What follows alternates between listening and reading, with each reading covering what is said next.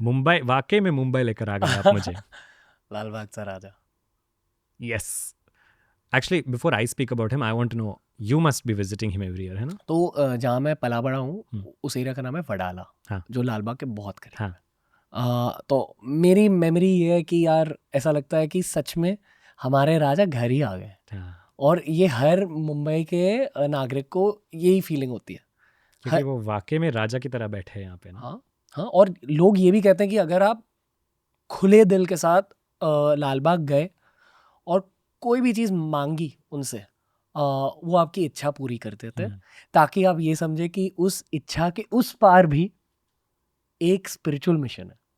वाह, और आपकी स्पिरिचुअल मिशन को और तेजी से आगे बढ़ाने के लिए आपके सारे छोटे मोटे मटेरियलिस्टिक दे गोल्स देंगे। आसानी से। हम्म, ये है हमारे राजा का कमाल। वाह। आप जिस तरह से उनके बारे में बात करते हैं ना, तभी पता चल जाता है ये भगवान नहीं आपके हैं।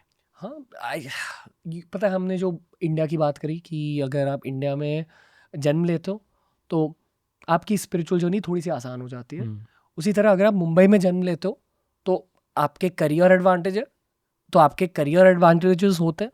और करियर में ज़्यादा आगे बढ़ने के लिए ना गणपति भी आपकी लाइफ में और आसानी से आ जाते हैं आ हर जाए। साल, कोई याद दिलाने के लिए कि यार ठीक है, करियर में बढ़ते जाओ आगे, बट साथ साथ स्पिरिचुअल जर्नी मत भूलो।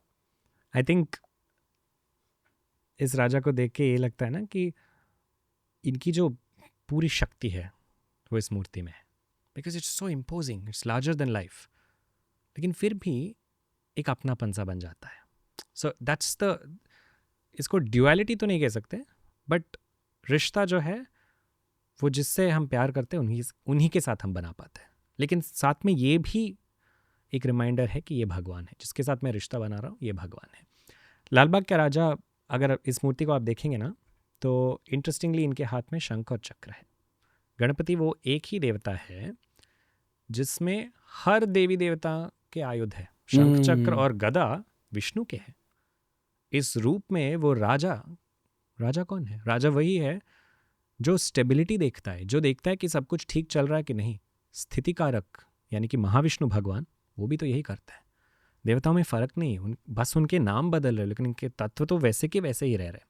नॉर्मली गणपति के उपासना में, एक्चुअली सनातन धर्म के कोई भी देवता को आप ध्यान से शिल्प शास्त्र के द्वारा अगर समझने की कोशिश करेंगे तो आप देखेंगे कि एक बहुत ब्यूटीफुल प्रक्रिया है जो है मेजरमेंट का एक सिस्टम। सो इस सिस्टम के मुताबिक क्या होता है कि कोई भी देवता उसका, उनको बनाते वक्त एक स्पेसिफिक मेजरमेंट का यूज़ होता है।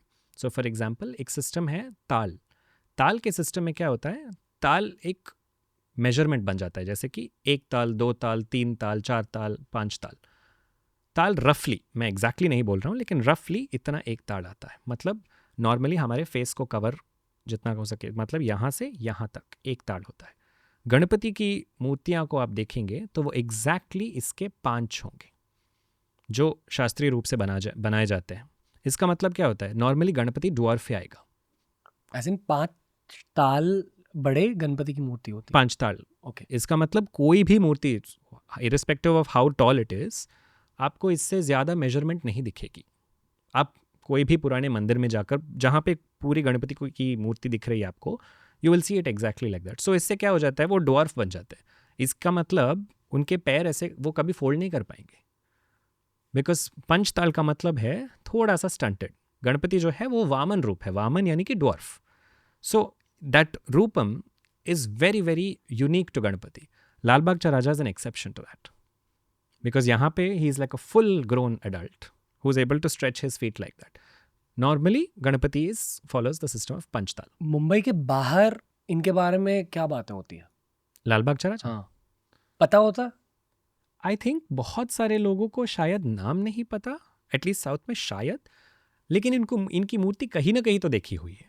सो जब हम गणपति के बारे में सोचते हैं ना, स्पेशली महाराष्ट्र के गणपति, तो सबसे पहले सिद्धिविनायक या लाल बाग चा राजा, इनका नाम, इनका दृश्य आ जाता है आंखों के सामने। That's what I would say. But again Ganpati is undoubtedly और unquestionably the world's most popular God.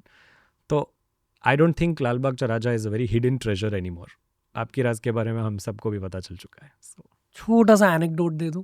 जी जो आपने वर्ल्ड पॉपुलैरिटी की हाँ बात करी, पिछले साल हम यूके गए थे हमारे पहले TRS टूर के लिए, और वहाँ के जो लोकल रिलीजन्स होते थे, एज इन जो उनके 5000 साल पुराने रिलीजन्स है यूके के, जो क्रिश्चियनिटी से भी पहले होते थे यूके में, उनके ट्राइबल रिलीजन, सोकल ट्राइबल, यस अभी उन रिलीजन्स को लेकर बहुत सारी इन्फॉर्मेशन वो लोग खो चुके हैं हम्म, ओवर द इयर्स। हम्म, और सनातन धर्म की पढ़ाई करके अब वो खुद के रिलीजियस टेक्स्ट कंप्लीट कर रहे हैं। हम्म, तो वहाँ के जो मैजिक प्रैक्टिशनर्स है, हम्म, ऑकल्ट प्रैक्टिशनर्स है, उन रिलीजन्स को ही religion of magic, religion of occult बुलाया जाता है। वो सारे ना अपने घर के जो मंदिर होते हैं जहाँ उनके लोकल देवी देवता होते हैं, उनके साथ एक गणपति की मूर्ति रखते हैं वाओ फॉर स्टेबिलिटी, वाओ क्योंकि वो ये समझे कि मूलधार चक्र के देवता वही है। तो जेन्युइनली इनका फेम इंटरनेशनल है। वो शायद दूसरे भगवानों को नहीं जानते, बट ग्लोबली जो लोग सनातन धर्म को समझते हैं वो गणपति को जानते हैं। It's crazy to me. सही महीने में इन्फ्लुएंसर या एंड ओमकार जहाँ से सब कुछ हुआ है वही तो है ये। सो और ऐसा नहीं है कि सिर्फ वो नाम या एक दो मंत्र जानते हैं, वो बहुत कुछ समझते हैं, गहराई से समझते हैं। I am sure